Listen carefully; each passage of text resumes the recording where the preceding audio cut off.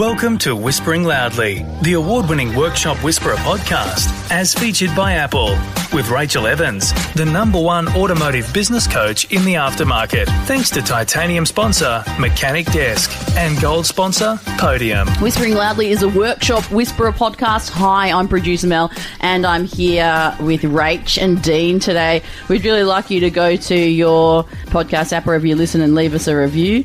Have you guys had family members do that? Because I think that'd be really good for us. When you get around, someone's house for dinner, just grab their phone. To be fair, Mel, I think it would depend on which family member was doing the review as to whether we want it on there or not. No, you do it. You get their phone and you write the review. You go, hey, can I check out your podcast app? I just want to have a look at something next minute. My dad's nearly 80. I'm forever grabbing his phone to show him how to use it. So I'll just drop a review in there while we go. Does he have location services on? Because old people are scared of location services. What's going on there? They're like, I don't want anyone to know where I am at the doctor or calls. This review says, so informative. With the thumbs up, I'm on the 4th podcast and I'm hooked! Loving all the information you provide. I'm a mechanic's wife and I'm loving listening to the information provided and finding it easy to understand. Today is a Performance Hub episode. Coming up, work out how to grow your business and not just go through the motions. Welcome to Performance Hub with Dean Evans. Whispering Loudly is the Workshop Whisperer podcast. Hi, I'm producer Mel and I'm here with Rachael Evans and Dean Evans today. Hello. Hi. Hello. You look so good in your red glasses, even though people can't see it. You can imagine her. Thank you. She says she needs no other accessories when she wears those. Just a smile.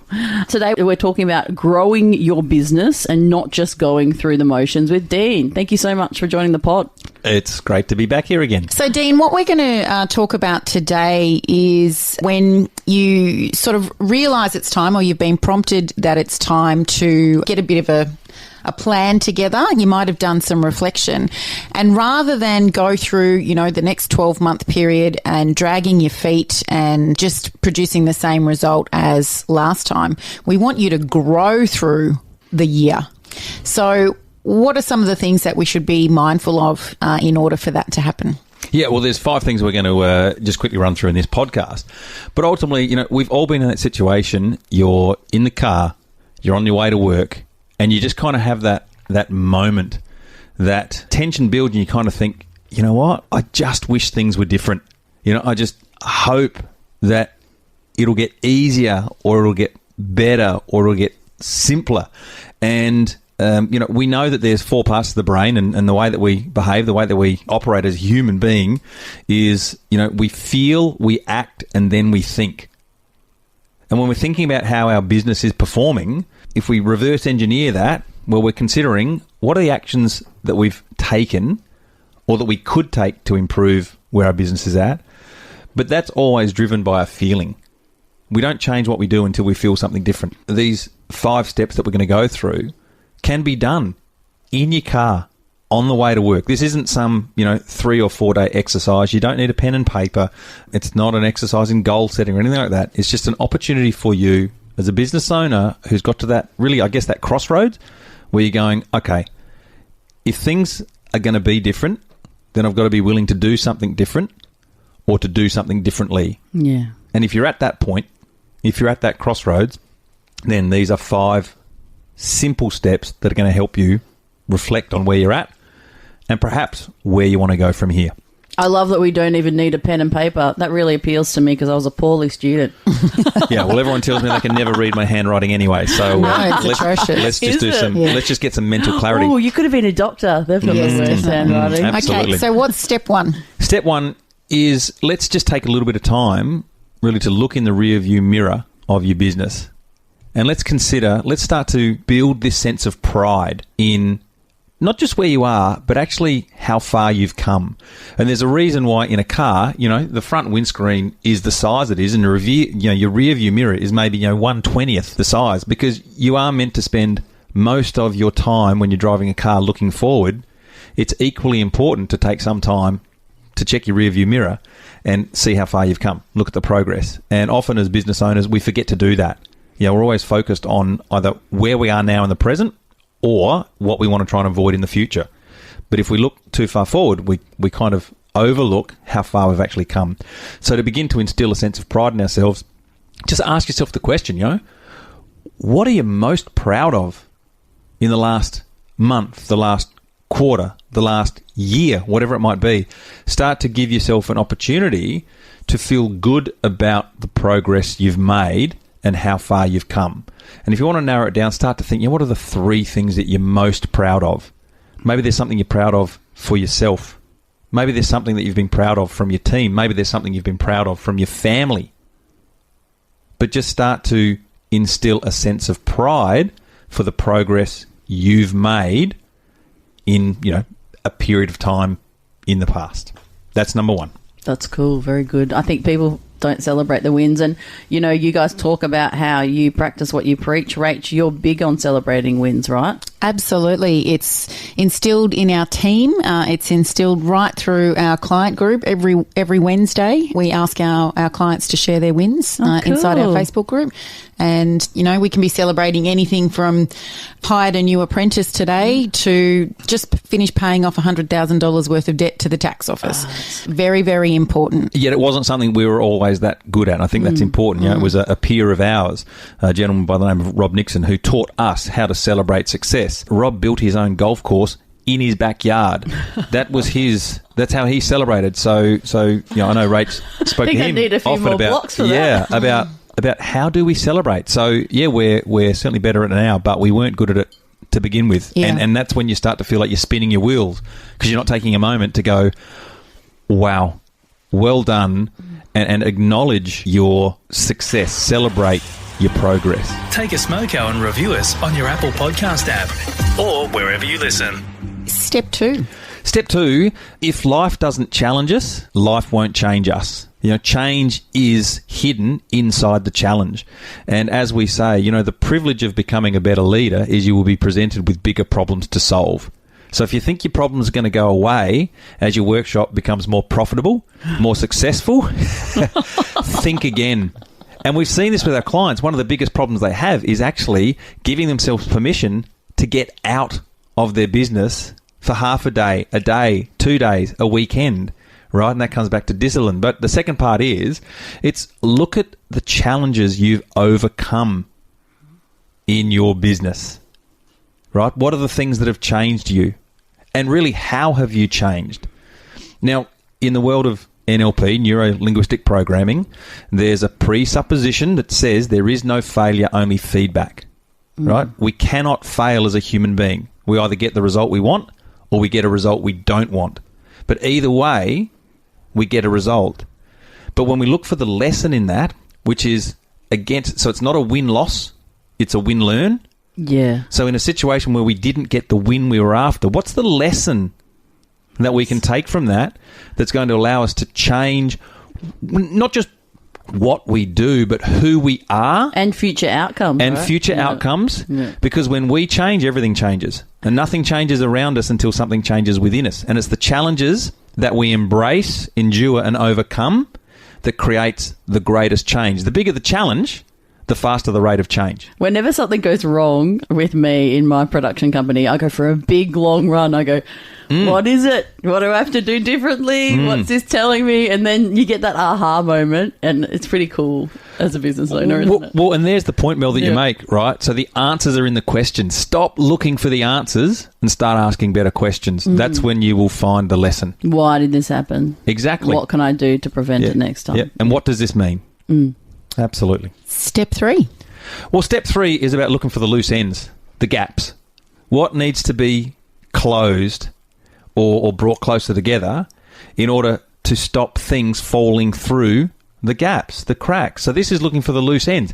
It's what is incomplete, what is untied, what is unresolved. And when we talk about mental clutter, to-do lists. Why are to-do lists one of the worst ways to run your business or operate your life? Because there's no end point and there's no timeline. And there's no method. Yeah. And I use them all the time, though, if you're out there, so don't feel stressed about it. Yeah. And no judgment. Correct. And so, we just add. There's no end point to a to-do list, right? But it's identifying what are the most important things that need to be completed. Because once you can tie them off like as a project, they're out of your mind. They're out of your brain. It clears up more bandwidth to go focusing on the next project, the next priority. So step 3, once we've got number 1 is, what are you proud of? Number 2 is, what challenges helped you grow? Number 3 is, what are the loose ends? What are the gaps that need to be closed off, tied up? Right? And that's about creating some mental clarity to go focusing on the next thing. And step 4? It's our dreams. Here at the Workshop Whisperer, and it's taken us a little bit of time, but we celebrate ambition, our own and that of our clients, right? Like growth is an important value for us. Courage is an important value for us because it's courageous as a business owner to really share your dreams, your aspirations, your ambitions with others. Why? Because tall poppy's a real thing. Yeah, of course, in Australia. You want to be a millionaire? You can't do that. Oh. Who are you? See you're driving a new car. You must be going all right. Oh, no. And the fear for so many people that we talk to, so many workshop owners we talk to is, if my team thinks we're doing really, really successful, they'll just want more money. Yeah, it's so interesting. A lot of my friends who live, especially in the States, say their favourite thing about America is that, the wins are celebrated and people are cool about it. And then if you fall down and you pick yourself back up, everyone pats you on the back and says, hero's journey. You're amazing. Yeah, it's the hero's journey, absolutely. So the attitude, the belief around, it's really, I don't want to be successful because I don't want to have to deal with the repercussions of being seen as successful. That keeps us small. That means we're going to shrink. We'll be less brave. We'll be less bold. We'll be less brazen about creating the kind of life that I imagine for many of our listeners here would have started their own business for. Exactly. More time, more money, more freedom. Yeah, and you are brave the second you take that step. Correct. And here's the thing, right? I guess just to use money as a precursor here, right? If you're a grumpy turd without money, you're still going to be a grumpy turd with money. But if you're a generous, kind, compassionate, caring individual and you're earning a decent income, you just have the capacity to be more kind, more compassionate, more generous and more caring with money. It does actually make you happier, money. If you're happy. I can remember living at uni and just having this crap share house and just having a leak, a water leak that just leaked onto my bed all the time. It makes me happier that you can sleep in bed without the water leaking on your head. Do you know what I mean? A very good mate of mine used to say, I'd rather be unhappy in a Rolls than unhappy on a bike. Now, two things, but I'll put it this way. Hey, you might get some good endorphins off the bike. But I just want to, what is money? And think about the beliefs maybe that was shared with you as a youngster. Money doesn't grow on trees. Money is the root of all evil. This is just, they're axioms. They're things we think we know that just aren't so. Well, the thing I find, number one, is it makes you feel free. When you've got enough money to pay your bills and to not have that stress in your life, money equals freedom a lot of the time, I reckon. Well, money only does two things. It solves problems and it provides choice. Yeah. It solves problems and it provides choice. And the number one thing that gives us the greatest sense of control in our life is the belief that we have choice. Yes. Powerlessness, which in its purest form is a depressive state, is essentially a loss of choice. When you feel you have nowhere to turn, nothing left to do, you've lost choice, that is a depressive state. Yeah. And what does money do? It solves problems and it provides choice. And if you're the kind of individual that is going to use your wealth, your money, your finances to make a positive intent, you will only do more of that with more money in the bank. Join our free Facebook group, Your Profitable Auto Repair Shop, and join in on the conversation with auto repair shop owners just like you globally. You introduced step 5, Rach. Yeah, that was nearly... Dean, what was step 5? I want you to ask yourself this question. How do you want your ex to be different in 12 months' time? How do you want your business to be different? How do you want your relationship to be different? How do you want your health to be different? How do you want your friendships to be different? Your finances, your knowledge, your skills, your experience, your leadership, your team. Simply just, take that X and insert whatever you need to there. How do you want your X, that thing, to be different in 12 months' time? Because unless you can see it in your mind's eye, unless you can language what you want, you will never create it. Yeah. We are amazingly good at saying, well, I don't want this. Yes. Well, great, but the unconscious mind can't directly process a negative. No. How many times have you said to your kids, don't spill the milk, milk's on the ground. Don't run down the hall, and they're running down the hall. Don't fall out of the tree. Now we're off to the ED department because we've got broken arms. Oh, God, I haven't done it yet. So we need to say things the way we want them. We state things in the positive, the affirmative. What we want, not we don't want. All right? I don't want to lose my house. Suddenly people are out on the street. I don't want to lose my keys. Or the classic, I always lose my keys, and guess what? This person keeps losing their keys. Yeah. You create your world around your language. The language you use, that you tell yourself, the story you tell yourself, will create your reality. If you want a different reality, change the way you talk to yourself. That's the easiest, simplest, quickest, and most powerful way to do it. Seems so ridiculously simple. Some might be going, oh, really? Yeah, really. 100%. Change the way you talk to yourself, and the world around you will change. So good. Just to go off on a real big tangent, when you started off there, given that 50% of marriages end in divorce, 50% of the people listening to this podcast... Yeah, you were saying ex. I'm sure everyone driving along or whatever you're doing. How do I want my ex to be different? Oh, really? Isn't that a whole episode on its own? That's a series. I did note when I say that both so Mel and funny. Rach gave me sideways looks of where are you going with this? It was just, I had 25 other letters from the alphabet I could have chosen, but I chose X. So You know what, though? My apologies for the confusion. It was a really good takeaway. And we really appreciate having you on the podcast. Whispering Loudly is the Workshop Whisperer podcast. Subscribe and rate wherever you listen. Thanks for listening to Whispering Loudly, the award-winning Workshop Whisperer podcast, as featured by Apple with Rachael Evans, the #1 automotive business coach in the aftermarket. Thanks to titanium sponsor Mechanic Desk and gold sponsor Podium.